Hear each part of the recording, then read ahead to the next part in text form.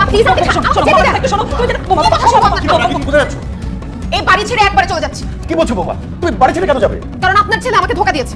আমাকে বিয়ে করে সে অফিসে বসে আরেকটা মেয়ের সাথে ফষ্টি নষ্টি করছে। ভাবি বৌমা যা বলছে সব সত্যি? শুধু তাই না মা, বিয়ের আগে আপনার ছেলে আমার পিছে পিছে ঘুরতো, কিন্তু বিয়ের পরে সে পুরো চেঞ্জ। তার আচার ব্যবহার কথাবার্তা শুনে মনে হয় তার এখন আমাকে ভালোই লাগে না। আপনার ছেলে আমাকে পাত্তা দেয় না, আমার সাথে ঠিকমতো কথা বলে না। আপনার ছেলে বদলে গেছে মা। এইরকম বদলে একটা ছেলের সাথে আমি কিভাবে সংসার করব? হ্যাঁ, আমি বদলে গেছি।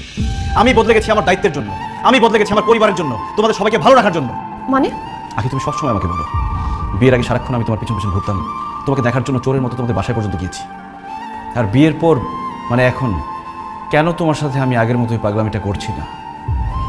বিয়ের আগে আমি শুধু একজন প্রেমিক ছিলাম, আমার কোনো দায়িত্ব ছিল না, অফিস ছিল না, বস ছিল না, বাসা ভাড়া ছিল না, বউ ছিল না, এমনকি বাবা মায়ের চিকিৎসার খরচ পর্যন্ত চালাতে হতো না।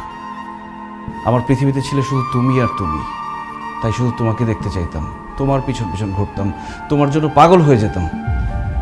বিয়ের আগে তুমি শুধু আমার প্রেমিকা ছিলে, তোমার জন্য আমার এক্সট্রা কোনো খরচ করতে হতো না।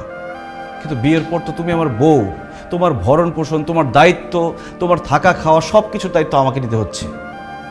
আমাদের বাসা ভাড়াটা এখন আমাকে দিতে হয়, আমার বাবা মায়ের চিকিৎসার খরচ আমাকে দিতে হয়। আর এই সংসারের পুরো দায়িত্বই তো এখন আমার। আর আমার চাকরি আছে, সেখানকার কাজটাও তো আমাকেই করতে হয় আখি, বসের মন জুগিয়ে চলতে হয়। তুমি সবসময় আমাকে বলো না আমি তোমার পাশে শুয়ে থাকি, কিন্তু তারপরও তোমার সাথে হাসি মুখে কেন কথা বলি না? কারণ আমি তখন চিন্তা করি, আমি ভাবি যে আমার বউটার মুখে সবসময় হাসি কিভাবে ধরে রাখতে পারবো। ওই দিন তুমি সাজগোজ করে নতুন শাড়ি পরে আমার সামনে এসেছিলে, আর আমি তোমার প্রশংসা করিনি বলে তুমি আমার উপর রাগ করেছো। কিভাবে আমি তোমার প্রশংসা করব? আমি তো তখন ভাবছিলাম যে আমি কিভাবে আমার বউকে আরেকটা নতুন শাড়ি কিনে দিতে পারবো, কিভাবে আমার বউটা সবসময় সাজগোজ করে থাকতে পারবে, সেটা নিয়ে ভাবছিলাম। আমি প্রশংসা করতে পারিনি এই জন্য।